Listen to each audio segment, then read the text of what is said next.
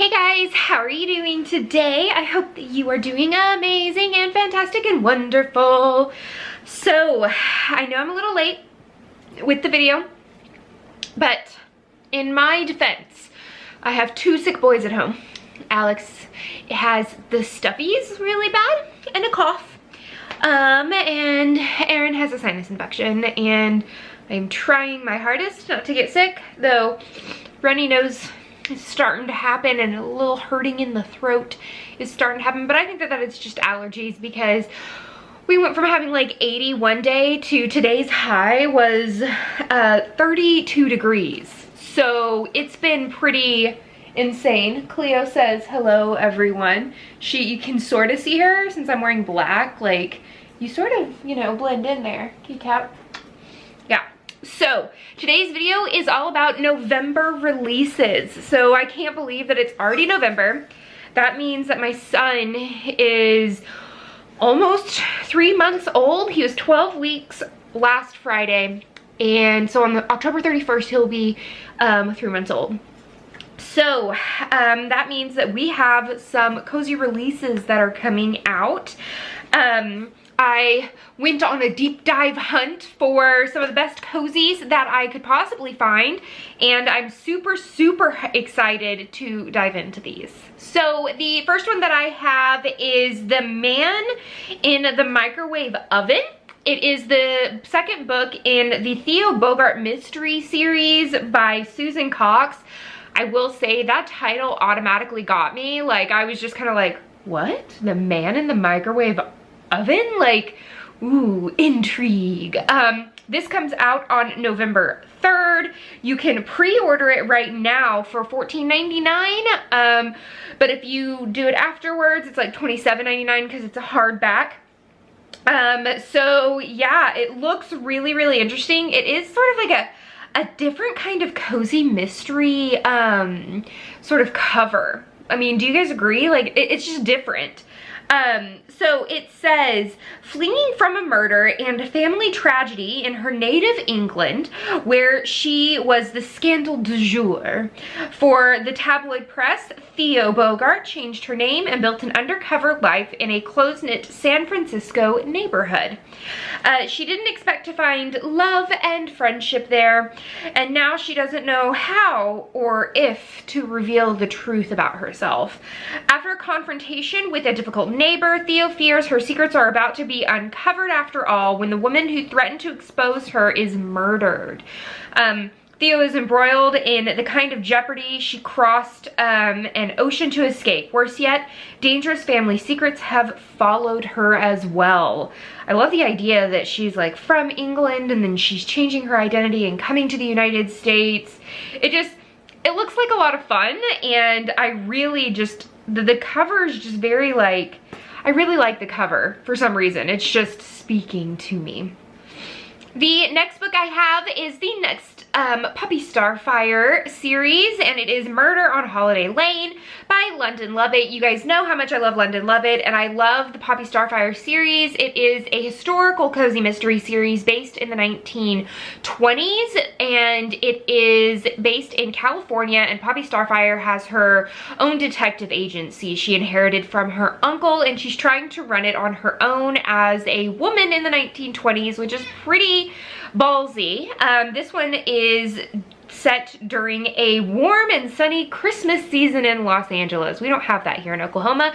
It's cold and dreary during the fall winter. We don't really have a fall here in Oklahoma. We normally have like really hot summer, like a week of fall, and then like 4 months solid of winter, a little small spring, and then like more hot summer. So like we don't really have 4 seasons, if you will.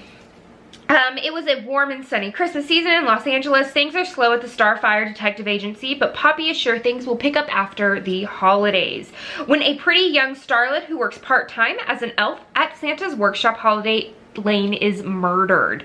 Poppy's close friend, the up-and-coming director, Wyatt Blaze, becomes a prime suspect. Wyatt needs Poppy's help to find the real killer.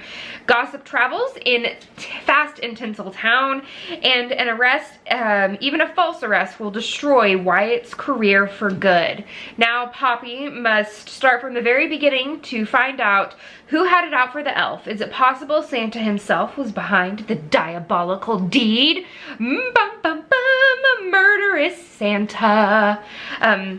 Yeah, murderous Santa. I mean, could you get more cozy than that? We also have one of my absolute favorite authors of all time, Ellie Alexander. She has Without a Brew coming up on November 10th. This is the third book, I believe, fourth book in the Sloane Cross mystery series. Look at that cover, guys. Her covers are just always amazing, from the Bake Shop mystery series to this series to the Flower Shop series, or the Rose District series, to just all of her covers are just stunning. So, amateur sleuth Sloane Cross delves into a murder winter wonderland in another delightful mystery written by Ellie. She has an amazing, she just writes amazingly. I'm just awkward right now. I'm sorry, but yes, amazingly. It's winter in the Bavarian village of Leavenworth, Washington, which for local brewmasters, Sloane Cross, means lots of layers, pine and citrus flavored craft beers, and getting the new guest rooms at Nitro into pristine condition before visitors flood for Ice Fest. A local tradition filled with fireworks, ice carving, and winter games of all varieties. But Sloane and her boss Garrett quickly learn that being brew keepers turned innkeepers may not be as idyllic as it sounds. It says a flashy group arrives in the evening demanding rooms. Sloane and Garrett are less than impressed but agree to put them up anyway. The night takes a turn when brewery patron Liv Paxton finishes her frothy pint, and with no previous plan for an overnight stay in Leavenworth, eagerly takes Sloane up on the offer of sanctuary from the snow, until she has a strange run-in with some locals and the other guests. Sloane could be imagining things, but Liv's room is found trashed the next morning, a hateful message is painted on her car, and Liv herself is nowhere to be found. Sloane is convinced another mystery is brewing, so I wonder what's gonna happen. Of course, I have this pre-ordered. I am, of course, going to purchase it, like I always do. I'm super excited for it. I can't wait to, I love Sloane, and I just want to know more about the mystery behind her and like her parents, and I love that Ellie puts mysteries within her mysteries. It's just, it adds another layer of depth to her books. The next book that we have is A Murder Between the Pages. I love, it's a Main Street book club mystery. I love book club mysteries. I feel like I can relate, like having the Cozy Escape book club makes me super happy, and so I don't know. It comes out on November 24th. It is the second book in the series. It says, it was only a few months ago that the ladies of Arlo's Friday Night Book Club, Fern, Camille, and Helen, solved the murder of the renowned author Wally Harrison. So when they select Wally's bestseller, Missing Girl, for their next discussion, Arlo is hopeful that it will be the end to their mystery hunt. But since their recent success as sleuths, the crew officially sees themselves as a women's mystery club. And they're convinced Missing Girl was inspired by a 50-year-old case.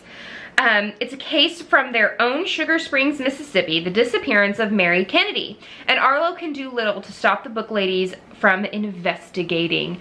I love, like, mysteries that have mysteries from the past, like trying to figure out the murders of the past. I think that this will be a lot of fun to read, and I love that it has three feisty ladies, Fern, Camille, and Helen. Like, I'm already loving it, and I haven't even picked it up yet.